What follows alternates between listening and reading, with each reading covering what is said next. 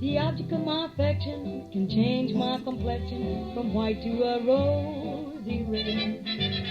Anytime he holds my hand and tells me that he's mine. There are many boys who can thrill me and some who can chill me, but I'll just hang around and keep acting like a clown until he says he's mine.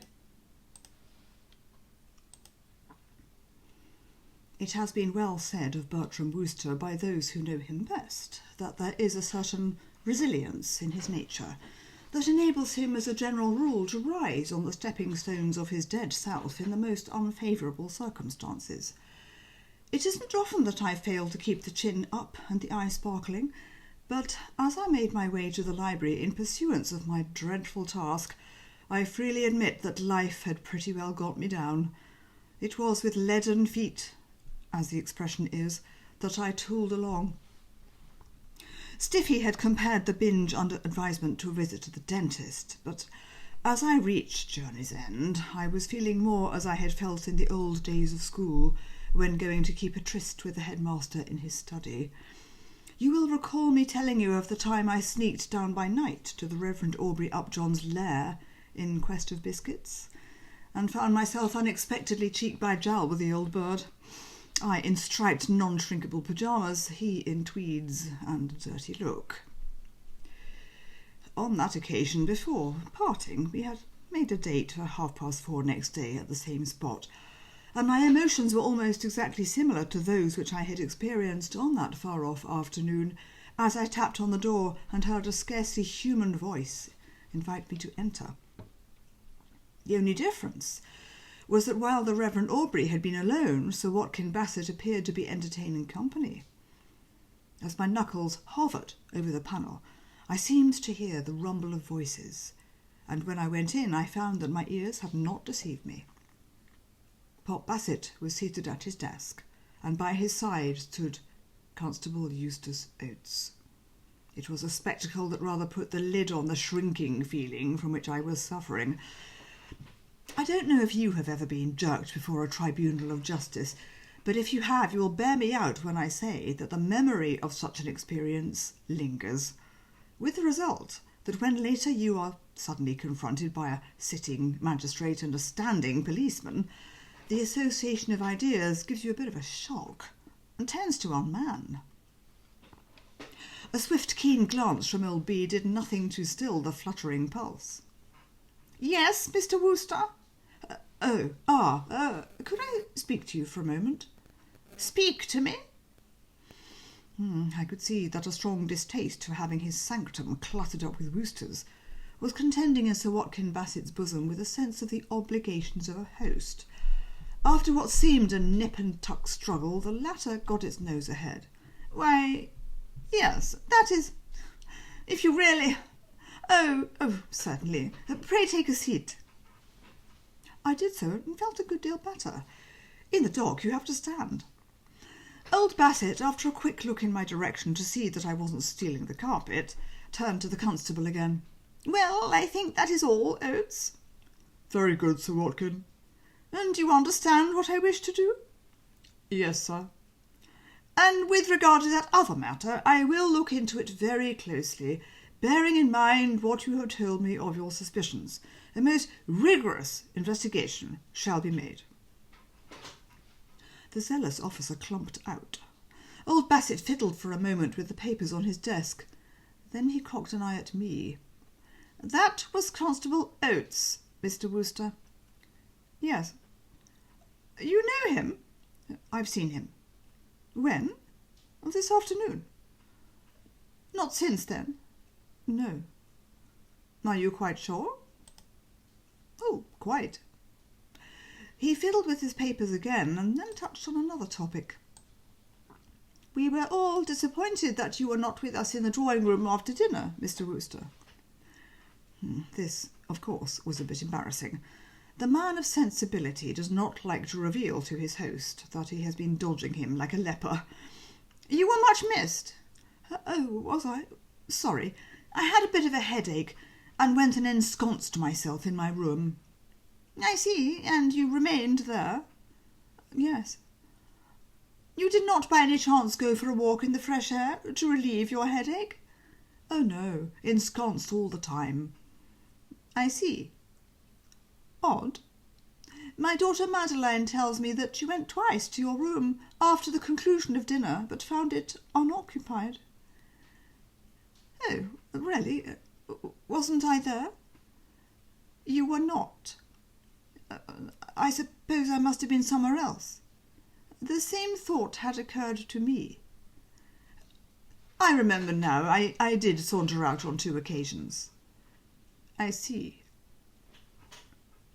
He took up a pen and leaned forward, tapping it against his left forefinger. "Somebody stole Constable Oates's helmet tonight," he said, changing the subject. "Oh, yes." "Yes, unfortunately he was not able to see the miscreant." "No?" "No. At the moment when the outrage took place, his back was turned." "Dashed difficult, of course, to see miscreants if your back's turned." "Yes." "Yes." There was a pause, and as, in spite of the fact that we seemed to be agreeing on every point, I continued to sense a strain in the atmosphere, I tried to lighten the things with a gag which I remembered from the old In Statu Pupillari days. Sort of makes you say to yourself, quis custodiet ipsos custodes, what? "I beg your pardon?" "Latin joke," I exclaimed. "Quis, who, custodiet, shall guard, ipsos custodes, the guardians themselves. Rather funny, I mean to say," I proceeded, making it clear to the meanest intelligence. "A chap who's supposed to stop chaps pinching things from chaps having a chap coming along and pinch something from him." "Ah, I see your point. Yes. I can conceive that a certain type of mind might detect a humorous side to the affair, but I can assure you, Mr. Wooster, that that is not the side which presents itself to me as a justice of the peace. I take the very gravest view of the matter, and this, when once he is apprehended and placed in custody, I shall do my utmost to persuade the culprit to share." I didn't like the sound of this at all.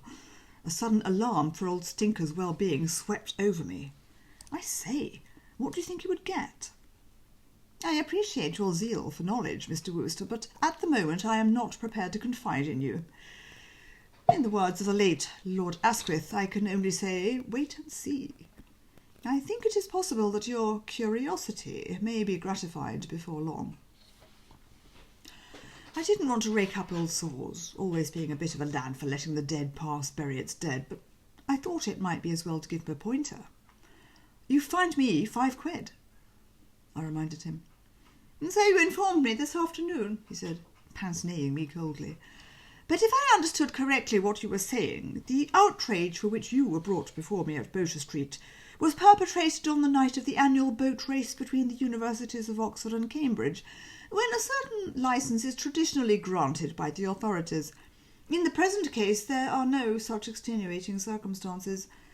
I should certainly not punish the wanton stealing of government property from the person of Constable Oates with a mere fine." "You don't mean it would be choky?" "I said that I was not prepared to confide in you. But having gone so far, I will. The answer to your question, Mr. Wooster, is in the affirmative." There was a silence. He sat tapping his finger with his pen, I, if memory serves me correctly, straightening my tie. I was deeply concerned.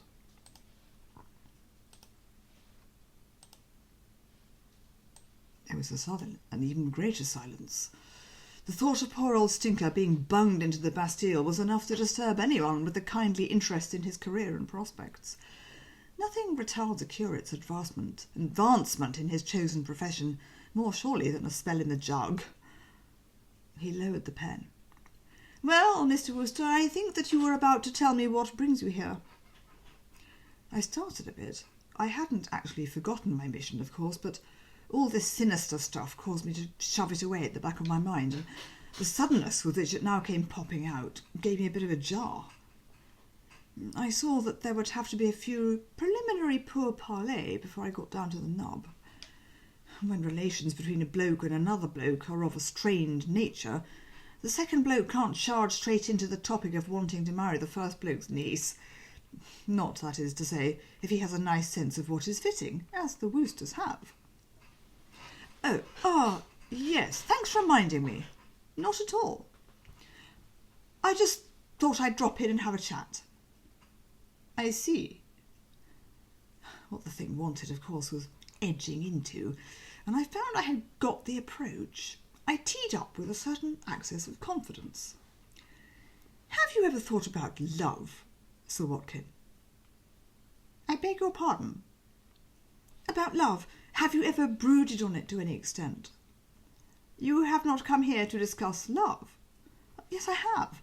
That's exactly it. I wonder if you have noticed a rather rummy thing about it, viz., that it is everywhere. You can't get away from it. Love, I mean. Wherever you go, there it is, buzzing along in every class of life. Quite remarkable. Take newts, for instance. Are you quite well, Mr. Wooster? Oh, fine, thanks. Take newts, I was saying. You wouldn't think it, but Gussy Fink-Nottle tells me that they get it right up their noses in the mating season. They stand in line by the hour, waggling their tails at the local bells.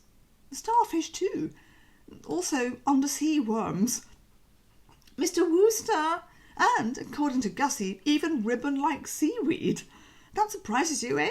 It did me. But he assures me that it is so. Just where a bit of ribbon-like seaweed thinks it is going to get by pressing its suit is more than I can tell you, but at the time of the full moon it hears the voice of love, all right, and is up and doing with the best of them. I suppose it builds on the hope that it will look good to other bits of ribbon-like seaweed, which of course would also be affected by the full moon. Well, be that as it may, what I'm working round to is that the moon is pretty full now, and if that's how it affects seaweed, you can't very well blame a chap like me for feeling the impulse, can you? I'm afraid... Well, can you? I repeated, pressing him strongly, and I threw in an "Eh, what?" to clinch the thing. But there was no answering spark of intelligence in his eye. He had been looking like a man who had missed the finer shades, and he still looked like a man who had missed the finer shades. I'm afraid, Mr. Wooster, that you will think me dense, but I have not the remotest notion of what you are talking about. Now that the moment for letting him have it in the eyeball had arrived, I was pleased to find that the Oliver Twitter feeling, which had gripped me at the outset, had ceased to function. I don't say that I had become exactly debonair and capable of flicking specks of dust from the irreproachable Mechlin lace at my wrists, but I felt perfectly calm. What had soothed the system was the realisation that in another half jiffy I was about to slip a stick of dynamite under this old buster, which would teach him that we are not put into this world for pleasure alone. When a magistrate has taken 5 quid off you for what, properly looked at, was just mere boyish peccadillo, which would have been amply punished with a waggle of the forefinger and a brief tut-tut, it is always agreeable to make him jump like a pea in a hot shovel. I'm talking about me and Stiffy. Stiffy? Stephanie. Stephanie, my niece. That's right, your niece, Sir Watkin. I said, remembering a good one. I have the honour to ask you for your niece's hand. You what? I have the honour to ask you for your niece's hand. I don't understand. Oh, it's quite simple. I want to marry young Stiffy. She wants to marry me. Surely you've got it now. Take a line through that ribbon like seaweed. There was no question as its being value for money. On the cue niece's hand, he had come out of his chair like a rocketing pheasant.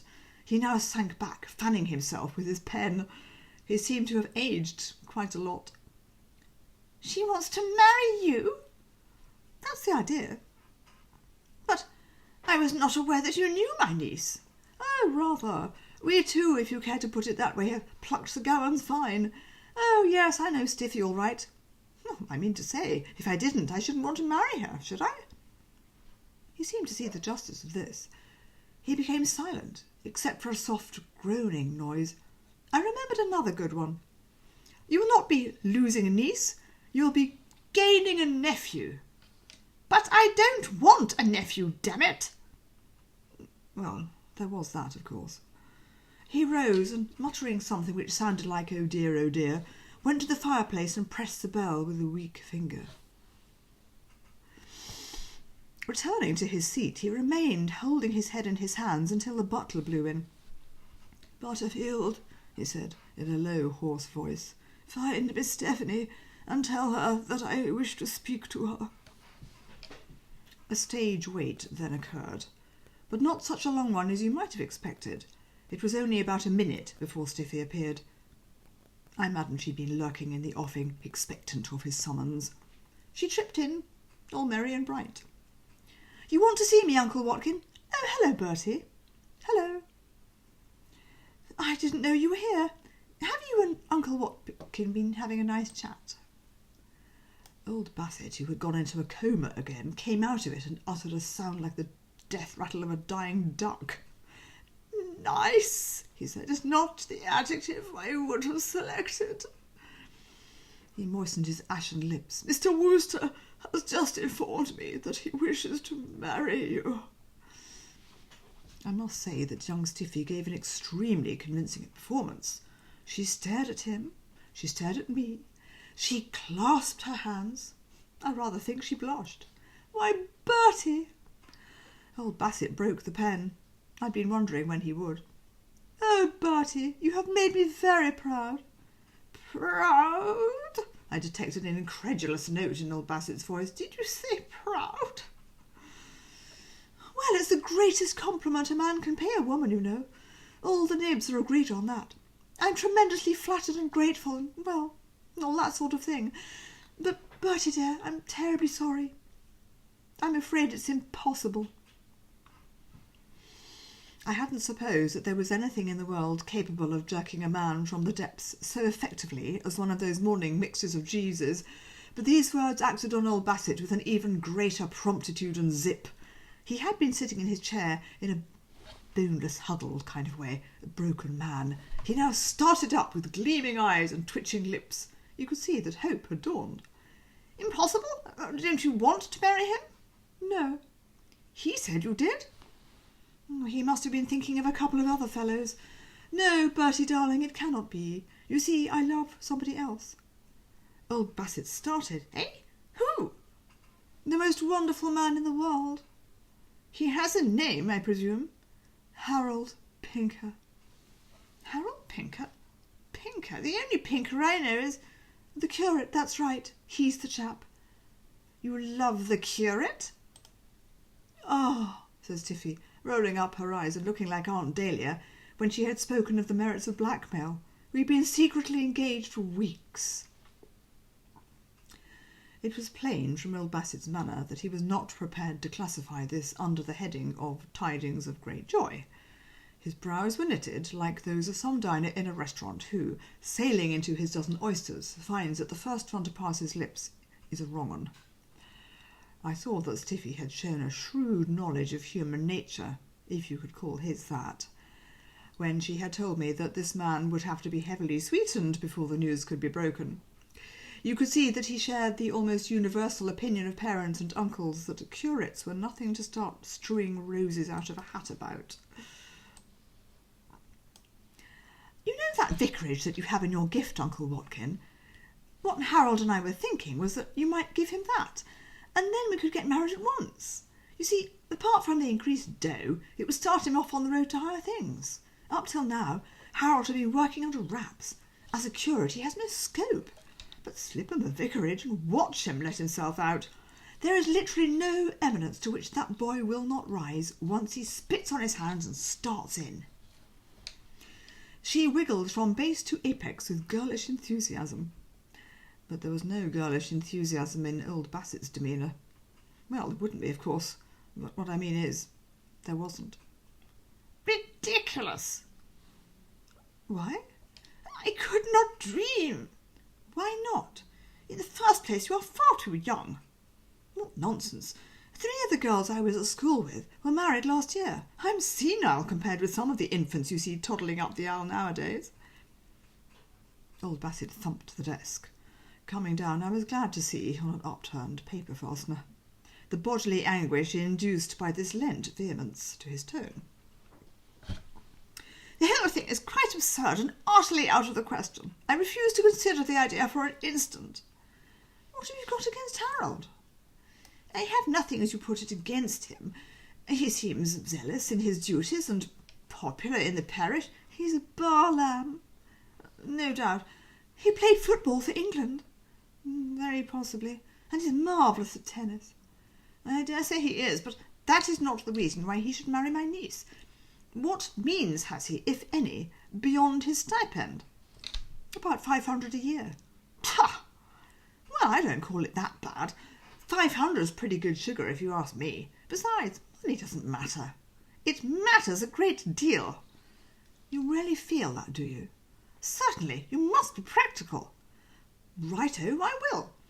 If you'd rather I married for money, I'll marry for money. Bertie, it's on. Start getting measured for the wedding trousers.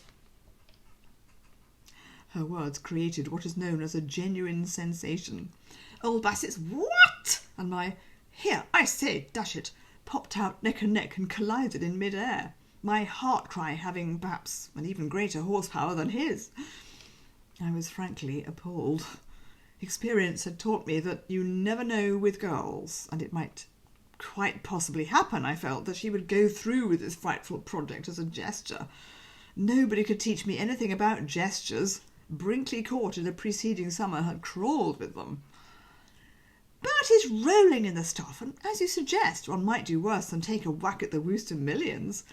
Of course, Bertie dear, I'm only marrying you to make you happy. I can never love you as I love Harold, but as Uncle Watkin has taken this violent prejudice against him.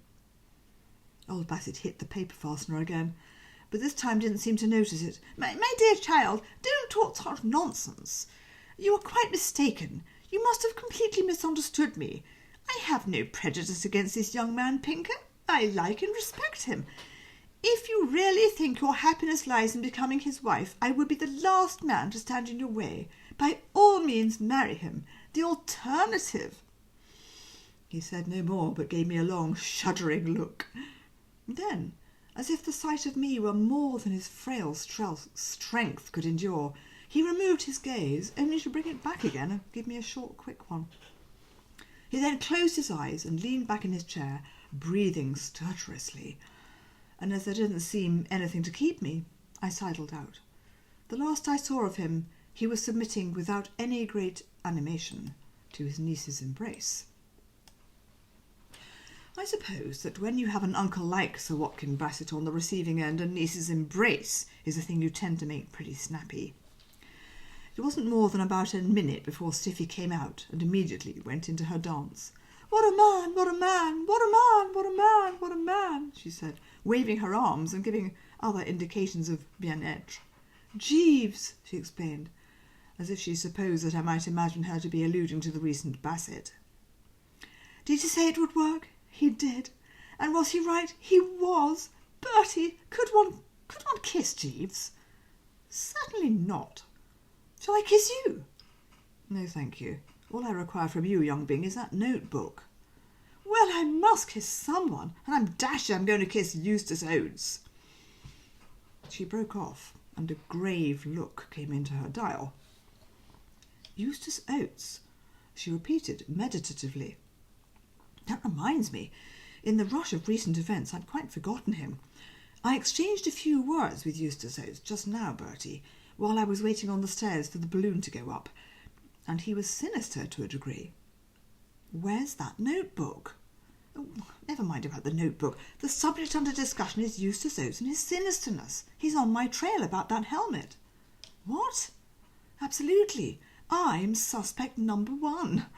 He told me that he reads a lot of detective stories, and he says that the first thing a detective makes a beeline for is motive. After that, opportunity. And finally, clues. Well, as he pointed out, with that high-handed behaviour of his about Bartholomew rankling in my bosom, I had motive, all right. And seeing that I was out and about at the time of the crime, I had the opportunity too. And as for clues, what do you think he had with him when I saw him? One of my gloves. He picked it up at the scene of the outrage, while measuring footprints or looking for cigar ash, I suppose. You remember when Harold brought me back my gloves, there was only one of them, The other he apparently dropped while scooping up the helmet. A sort of dull, bruised feeling weighed me down as I mused on this latest manifestation of Harold Pinker's goofiness, as if a strong hand had wanged me over the cupola with a blackjack. There was such a sort of hideous ingenuity in the way he thought up new methods of inviting ruin. He would. What do you mean, he would? Well, he did, didn't he? That's not the same as saying he would in a beastly, sneering, supercilious tone, as if you were so frightfully hot yourself. I can't understand you, Bertie, the way you're always criticising poor Harold. I thought you were so fond of him. I love him like a bee, but that doesn't alter my opinion that of all the pumpkin-headed foozlers who ever preached about Hivites and Jebusites, he is the foremost. He isn't half as pumpkin-headed as you. He is, at a conservative estimate, about 27 times as pumpkin-headed as me. He begins where I leave off. It may be a strong thing to say, but he's more pumpkin-headed than Gussy. With a visible effort, she swallowed the rising choler. Well, never mind about that. The point is that Eustace Oates is on my trail, and I've got to look slippy and find a better safe deposit vault for that helmet than my chest of drawers. Before I know where I am, the Ogpoo will be searching my room. Where would be a good place, do you think? I dismissed the thing wearily. Oh, dash it, use your own judgment. To return to the main issue, where's the notebook? Oh, Bertie, you're a perfect bore about that notebook. Can't you talk about anything else? No, I can't. Where is it? You're going to laugh when I tell you.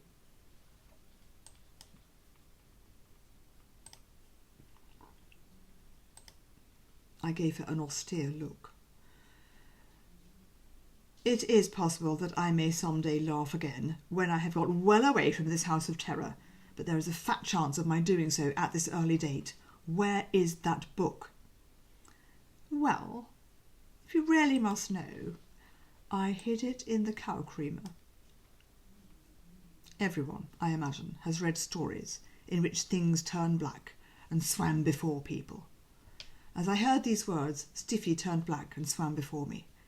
It was as if I had been looking at a flickering negress. You what? I hid it in the cow creamer. What on earth did you do that for? I thought I would. But how am I to get it? A slight smile curved the young pimple's mobile lips. Oh, dash it. Use your own judgment, she said. Well, see you soon, Bertie. She biffed off, and I leaned limply against the banisters, trying to rally from this frightful wallop. But the world still flickered, and a few moments later I became aware that I was being addressed by a flickering butler. Excuse me, sir. Miss Myrtleline desired me to say that she would be glad if you could spare her a moment. I gazed at the man dully, like someone in a prison cell when the jailer has stepped in at dawn to notify him that the firing squad is ready. I knew what this meant, of course. I had recognised this butler's voice for what it was, the voice of doom. There could be only one thing that Madeline Bassett would be glad if I could spare her a moment about. Oh, did she? Yes, sir. Where is Miss Bassett? In the drawing-room, sir. Righto. I braced myself with the old Worcester grit. Up came the chin. Back went the shoulders. Lead on, I said to the butler. And the butler led on.